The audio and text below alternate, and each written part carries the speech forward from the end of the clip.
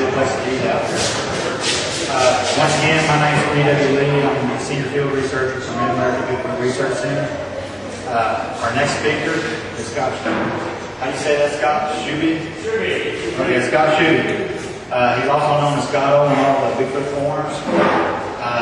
He's also the vice chair of the AIVR, which is the Alliance of Independent Bigfoot Researchers. He's going to give a talk today about the importance of turning in sighting reports. Without sighting reports, there's a lot of things that we can get from it. We're going to talk about that. So I'm going to turn it over here to Scott and let him get with it. Thank you, Bud. Hey, everybody.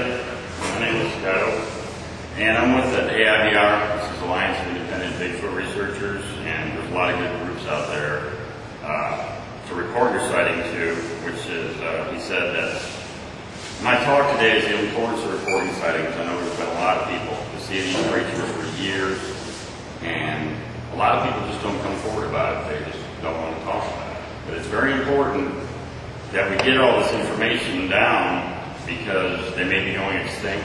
We don't feel that they're being seen quite as often as they used to be. And that's going to be a problem. So we don't know exactly where they go. We don't know if they migrate. Some people say that they use the streams, they use the rivers. They could even use the railroad tracks. You see all the timber all along the railroad tracks. But this area has been a hotbed of Sasquatch activity and sightings for quite some time. I talked with quite a few people, including the Native American people, about sightings here, in an area radiating out about 50 miles in either direction. I live over just east of Mena, Arkansas, and I got stuff going on over there in my own backyard. And when it first started happening, I kind of denied it. I said, well, I'm a Bigfoot researcher. What makes me think I got this stuff? It's got to be something else going on. And I had a good friend who had a full-fledged sighting in daytime high noon about 2 weeks ago. Her husband was out cutting wood, and she went out to bring him something to drink, and she looks up, and about 150 yards away was this tall creature, about 6 foot tall. She said it was kind of skinny, but it had really long, shiny black hair, and she saw it take 4 steps. And she said it walked with a very weird stride, almost like its knees wouldn't bend, like its knees would walk, which she thought was weird. And she also saw a juvenile about 2 years ago, and we actually cast a track of that. Very small, and she said the thing ran like an upright monkey with no tail. It was very fast, it was not stooped over, and it was bothering her by just hitting rocks together and just watching when she'd get it come outside, it would stop. And then she hit around the shed, and she actually saw it get up and run from where it was. What started me out in this whole thing was when I was about 18 years old. I grew up a little further up north, and I was hunting and fishing and traveling the whole time I was a kid. And I had heard of Bigfoot, but I just thought it was kind of like the Tooth Fairy, Santa Claus, all that type of stuff. I hunted this particular piece of woods that was about 150 acres. It was a long strip. I didn't have permission to do the whole part. It was all broken up into parcels, but I had permission to do probably, say, 9 out of the 12 parcels. And one night, I was with a friend of mine, and it was near the end of coon season, and it had been real cold outside. It probably had been about 15 degrees, and there was snow on the ground, and it warmed up to be about, I'd say about 34. And any hunter knows that when you've had a cold snap and it warms up, all the animals come out. And so we started at the very front of the woods, one parcel, and it was about a 2.5 mile walk to the back. And the snow had melted, and it was real dark outside, and so we were walking on all these leaves, pretty much not making a sound. We didn't see any deer. We'd always see a skunk or a possum running around. We didn't see anything. And this guy was a big Harley biker guy. He wasn't afraid of anything. We get to the very back of the woods, and we're like, what's the deal? So we sit down, we smoke a cigarette, and we're talking real quietly. We're like, what's going on? And this thing off to my right, maybe 40 yards at the most, screamed. Well, I was wetting my pants, and he almost did something similar, and he jumped up like a little screaming schoolgirl and said, let's get at it. And I was like in shock. I was like, no way did that just happen. what was there? And it almost sounded like the sound was directed at us, and it was almost coming more from the chest than the throat type of sound. It was more of a guttural scream. And we didn't have any cougar, we didn't have any bear in the area, anything like that. And I was familiar being in the woods and camping out there, and I'd never seen anything for all those years. And so he said, let's go, man, let's get out of here. Now I don't want to watch the woods, let's go in this pasture where all these crazy bulls are. I said, well, we don't know what it was. And it did it again. It screamed again, and this time it sounded like its head was turned, and it was hollering towards a little wildlife preserve that was sitting about maybe a mile off, and something answered it. And that's when I said, time to go. So we walked all the way around to the bulls and came home. Now this is when I was 18. Didn't know what it was. I didn't think Bigfoot or anything. I just put it out of my head. And flash forward to when we had moved to Florida, and I was about 27 years old, and my son was in school, and they said, you got to get him a computer. This was when computers were fairly new, and email and all this was coming out. I don't know anything about computers, and I said, all right. So we get him a computer, and he just wants to play video games on it, whatever. So one night he goes to bed, Mama goes to bed, and I'm sitting in there, and one of my first experiences on the internet, I'm just kind of surfing, and I'm just looking around, and you know how one thing leads to another.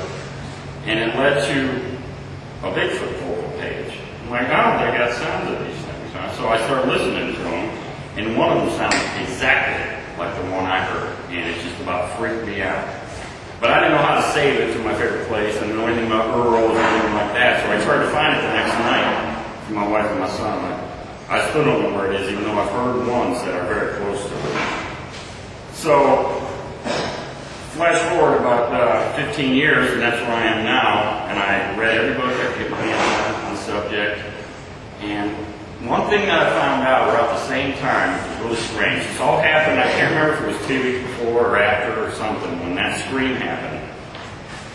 The guy we lived right next to was kind of an old curmudgeon type of guy who didn't want anyone in his woods. I could hunt it with only strict permission, and I had to call on the phone and say, can I hunt today? It wasn't, can I hunt maybe sometime next week? No, he didn't know exactly when I was back in the woods. So he calls up, he's a Matterhorn hornet, and he wants to know why some idiot is walking barefoot around his pond this time of year. He thought it was me because I wear size 13 shoes. And it wasn't me, and I hadn't put any of this together yet, obviously. I was only 18. I wish I would walk back there and take a look at these tracks. But it was right around the same time also that I had been cutting through there. I think it was just before that. And I found a dead deer wedged up in a tree. And it was a doe. And her head was stuck up about the size of one of these lights were. And there were no other branches where somebody could climb out there. There was no sign, no footprints, no ladder marks. And her neck was broken. She wasn't shot, nothing. And her head was stuck in a tree. And so I thought that was pretty strange. And I didn't find out until later that some people suspect that Bigfoot maybe cached their prey to keep it away from the coyotes and whatnot. So that's kind of what got me going on to this whole thing. And as for physical evidence, so what do we have now? This month is the 40-year anniversary of the famous Patterson-Gimlin film. Patty Luther was taken in Buck Creek, California in 1967. That is the best piece of footage that we know of yet. I think, and a lot of other people think, that somebody else out there has got something that's probably better than that and hasn't come forward with it yet. Pictures, we got some grainy pictures, nothing real good, nothing that's conclusive proof. You know, people say, well, that could be a guy in a monkey suit, that could be the accidental bear, that could be anything. We don't know what that is. We got some other videos that are so-so, nothing as good as that. Let's see, sounds, we've got a lot of sounds that are reported. A lot of them have been determined no known living creature that we know of. Undocumented sound. There's a lot of them on websites. There's some on CDs. Some of them they got playing right out here. There's screams or howls, all different kinds of things. And then we have cats. Some of the cats we have, I have a very large cat collection. I have about 55 of them. We have some cats that supposedly show dermal ridges, which are like fingerprints. This is the Onion Mountain cat that was taken in August of 1967 by John Green. There's a couple books for sale back there that farm has for sale that have pictures of these cats in here, and so they think these are normal ridges like fingerprints, but we're not positive yet because we don't have a dead guy to walk up to and say, oh yeah, they match. We don't have anything like that yet. That's what we're looking for. There's one example. Probably one of the best casts taken of a foot cast. This one that was taken by Sheriff and Terrier. And this one looks like a very large human footprint. This was taken at a place called Abbott Hill in Grays Harbor County, Washington State in 1982. It's about the best cast we have today. If anyone wants to see these later, come on and ask us one too. You can see the detail in this little ridge back here. And there's all sorts of casts. We've got the scooping cast that some people think is an elk print. Some people think it's a Sasquatch print. I have a copy of a portion of that print, and it doesn't look like an elk to me. But I haven't seen the whole cast in person either. Hair. People have found and submitted hair from all over the world. We have a scientist called Dr. Hunter Fehrenbach, who has probably the biggest collection of hair, but he even calls it reported Sasquatch hair because we don't have a Sasquatch that compared to him, yeah, it's the same thing.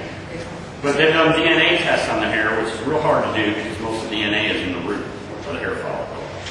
And it doesn't match human, and it doesn't match gorilla, it's somewhere in between. And outside of that, we've got a lot of stories from people. A lot of stories, they've gone back, we've got newspaper clippings from the early 1800s, hairy man saw in the woods, chased by Indians and trackers, and we got a lot of stories. A lot of them have been told to me personally. We had, during that big ice storm we had here quite a few years ago, there's a police officer just north of Mena, somewhere between Mena and Walden. He was the chief of police. You got a call on the radio that there was a big branch that the ice had knocked down and laying across the road. He happened to be riding a prominent lawyer in the area. And this is about 2 or 3 o'clock in the afternoon. They were asked, hey, can you go move this branch? It's blocking traffic. So him and the lawyer go move it. And standing right there behind the tree when they got there is what the police officer said could only have been a Sasquatch. And this is a guy who's been hunting. A guy who's been in the woods his whole life. And this is what, part of the research that frustrates me more than anything. A lot of you people are hunters. A lot of people know what bear looks like. And when somebody says, a pencil pusher behind the desk, that, oh, they're not out there, they're not real, you saw a bear. You know what bears look like. You know what bears are capable of. Bears can stand up on 2 feet. Black bear maybe even take a step or two, sort of awkward like, but it's not going to take 8 or 10 foot strides. It's not going to walk straight up a mountain on 2 feet.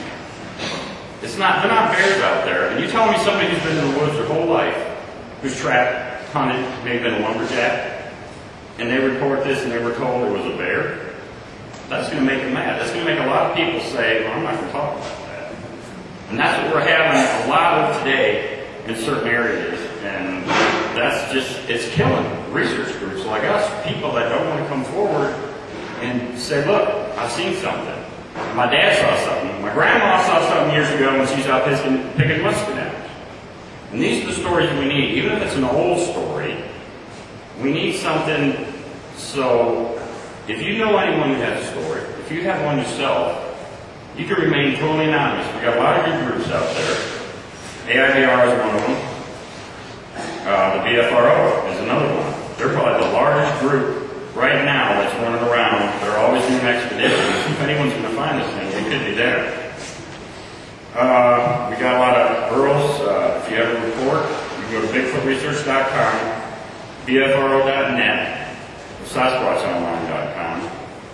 If you go to BFRO.net, you can read the database, and there you can pick it out for the state, for your county. They have the biggest online database. You can read all the reports. They separate them between Class A and Class B encounters. The Class A would be, you saw one, and the Class B is you found a print, or you heard something, or you saw something, you couldn't really put it in there. But Class A is the real deal. And they have a lot of reports for both A and B. So that'd be a good thing for somebody to go to some of these websites, go to the AIVR site.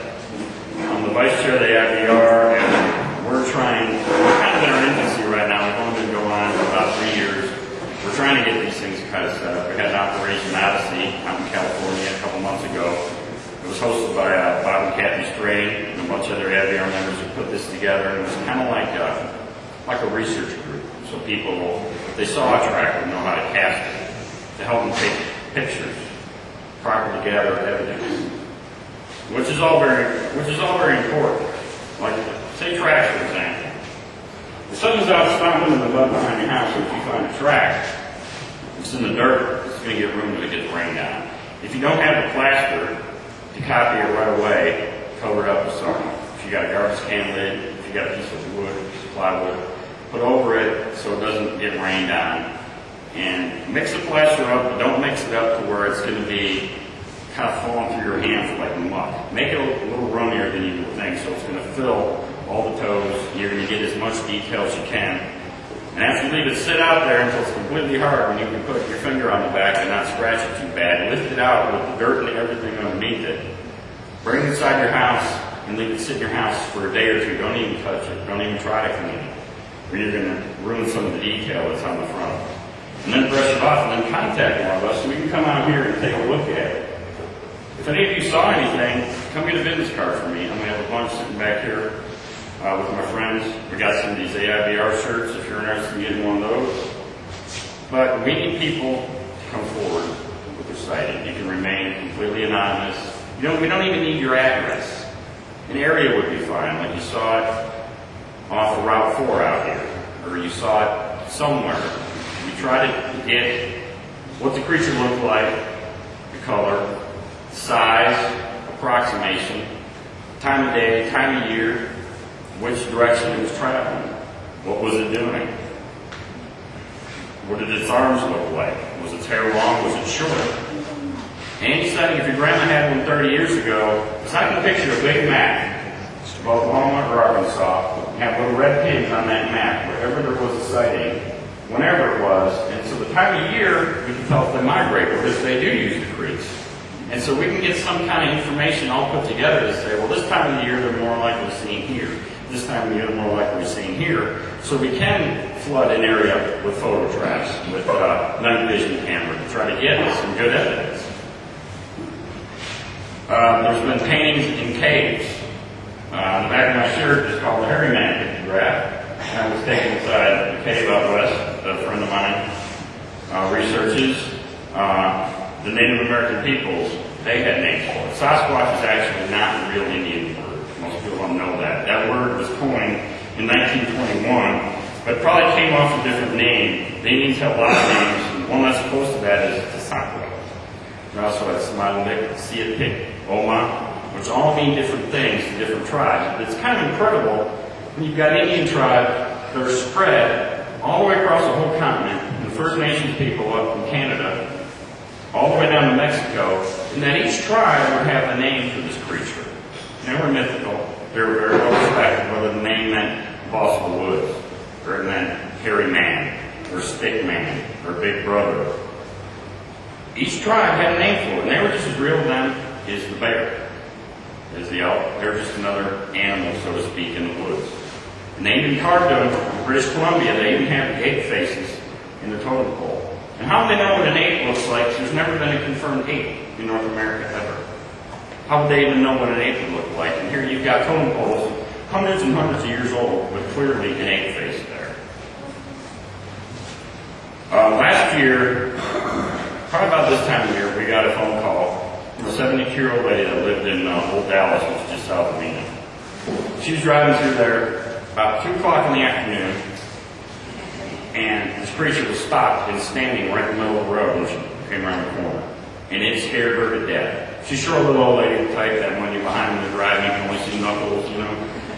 And she had to back up to get away from it because it didn't move, and then she saw it walk through the woods. So here's a 72-year-old lady that's not making this up, that's talking to my friend Louisa that can hardly talk. She's shaking so bad. She's just scared to death. She started talking about it, and some of her neighbors came up to her and said, hey, we really don't want to talk about it. She's like, why? That's what I saw. I said, yeah, no, we really don't want to talk about that. Well, that's the kind of stigma we got to get rid of. People need to talk about it. Your name doesn't need to be broadcast. I'm I'm not going to tell you her name. I don't even remember her name. And her name is not on any piece of paperwork anywhere in the system. The report is up there. It doesn't give her address. It just gives the road where it is. But that's one piece of puzzle. That's just one.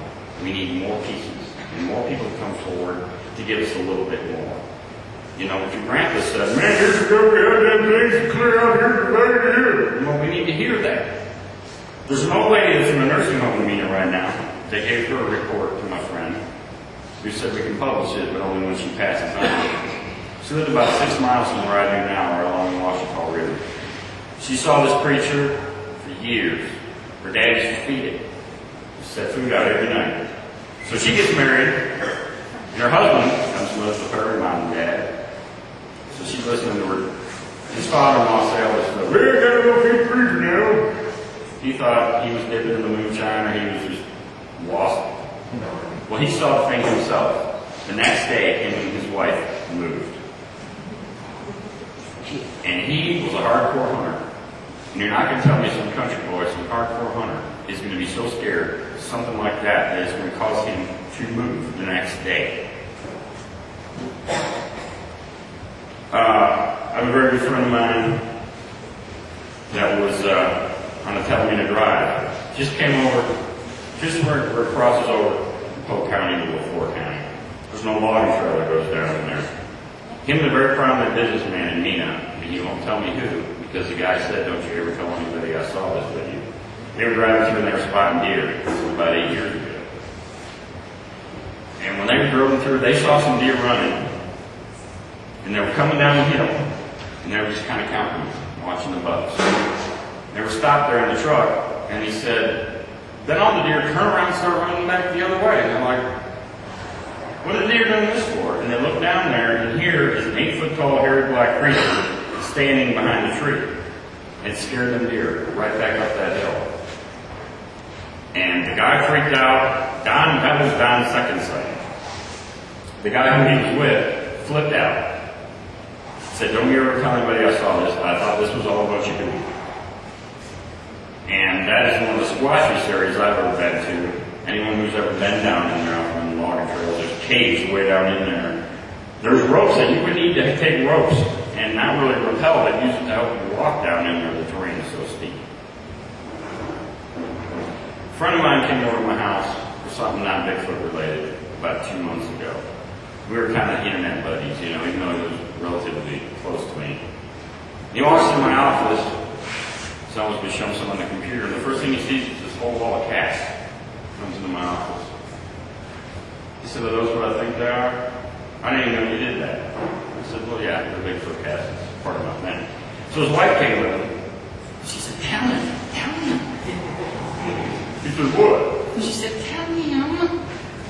I said, look, if you got something to tell me, tell me. If you don't feel like sharing it, then don't share it. So we did what we had to do on the computer, and then we went outside. And he said, well, I saw something. He said, I was back from the woods. And I looked up, and it looked like a football player in a black ghillie suit. He was staring at me from behind a tree, behind an oak tree, and it was just weaving back and forth behind this tree. And he had a 45 on his side. He calls it a snake gun. He always carries it with him. He picked it up and pointed it at him and he yelled at him, hey, USOB, this is my property. You're on my property. He said it was maybe about 80 yards away, and the thing was just swaying back. He said, this is the big drunk hillbilly in a ghillie suit that's going to get shot.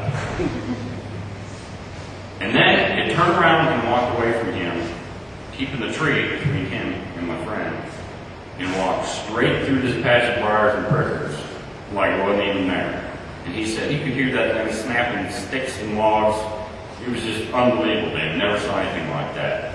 He told me that story. And then the story I told him right after that, he said, oh, I know where you live.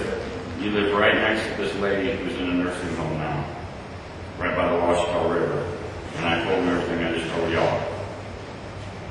So the first thing I did, I don't know how many people have seen this. Legend Meets Sasquatch. It's probably the best DVD out there you can get. It's got the full footage of that, uncut, Mexican film. And Jeff Melvin wrote a companion to this. It's got a good cast gallery, shows a lot of cast, a lot of great information. And I think this is like $23, something like that. And this is excellent. This would be an excellent thing to get. This book right back here, or on something back there too, Meet Sasquatch by Chris Murphy. It's got an awesome cast gallery in here. This is a good, another good one to get. But I let him watch this Legend Meet Science. He brought that to me. He brought it back here the next day and he said, man, that's what I saw. That was it. So I know they're out there. Last year, I started hearing noises, howls. It almost sounded like a woman screaming. I'm surrounded by the Washita Mountains all the way around me. I have a creek that runs behind my house, which is kind of like it drops off almost like a ravine where it's wet year round and it runs across from me, across the road, and goes right down into the Washita River. I was hearing these screams. And I heard it and I'm like, what is that? And of course I'm thinking Bigfoot, but I'm denying it. I'm like, no. And the more I heard it was running through my mind, what is that? And it sounded like a woman screaming, but it sounded like she would have been about a 1,200-pound woman, maybe 9 or 10 feet tall. She was screaming for so long and so loud and with so much air volume, I was in denial about it until I finally said, I gotta get this on tape. And I went inside and I don't even have any decent sound recorders. I thought, oh, I got a camcorder. Slapped the tape in there, turned it on, walked out the front door here, record, set it down on the ledge, and I never heard another sound. That's the way it always goes.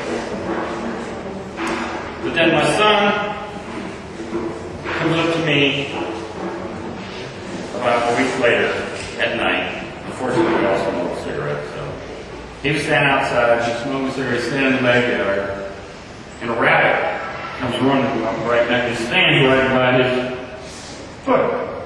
He's like, what is a rabbit? Rabbit is just there. So my son is smoking a cigarette, wanting to know why we have retarded rabbits, and all of a sudden this rock comes flying in. Boom! Lands right to the rabbit. And nobody lives behind me for probably 3/4 of a mile. My son is the youngest kid that I know of in our area, and he's going to be 21 in January. There's no little kids. There's nothing back there. Plus, I'm always shooting, popping guns off, so the neighbors know, don't go around that nut's house. So then, another rock comes in and scares the rabbit about another 6 feet away. So my son was getting kind of weirded out, throws his cigarette, goes back in the house and tells me all about this. So next night, he goes outside to walk the dog. Here's another rock coming in. So I go outside there with him. And if this wouldn't have happened to me, I never would believe it. Right where this barbed wire fence kind of bisects our property in the back, probably about 60 yards from the creek. We're standing by the fence, and you can hear a rock come through the tree. And then something else comes through the tree, and it didn't sound as big as a rock, but I could see in the moonlight, I picked it up, and it was a stick about the size of a broom handle that was broken off about 3 or 4 inches long. And then here it comes. There must have been 2 or 3 things throwing stuff at us. And this lasted for probably about 2 or 3 minutes, and they threw, without exaggeration, at least 200 things at us. And I went out and picked a whole bunch of them up, and all the rocks were perfectly clean like they came from the creek. If you go out in your front yard and pick up a rock, there's going to be schmegma stuck all on one side from the ground. There's going to be dirt or something on it. All these rocks are clean like they came from the creek. And we were just standing there in disbelief as these things were just raining down. We didn't get hit by one of them. And then a couple nights later, I saw some other rocks come in. One rock was so big that an NFL quarterback would have a hard time throwing this thing 100 feet, and this thing came from probably about 150 yards away. They're out there throwing rocks. I've heard tree knocking. I've knocked once, only got one response, but they only fell for it one time. Maybe I'm not doing it right. So we do have a lot of stuff going on in our house. We got a lot of stuff going on in this county. We got lots of stuff going on in the surrounding counties. They've been here for a long time. They've been here for years and years and years before any of our ancestors were here. The Indians knew about it. And there's a whole lot of groups out there right now trying to prove the existence of this thing, trying to come up with a better piece of film than that. We think somebody's got probably some better film than that. We probably got really good pictures too. We're asking them to come forward. If you have something like that, please share it with us. You'll be kept anonymous. If you have any evidence at all, if you know of any stories, take my business card. Go to Alliance of Independent Bigfoot Researchers. Go to Sasquatch Research Initiative, SOI. Go to the BFRO. Just go somewhere and report it, please. Help us solve this mystery. Help us find another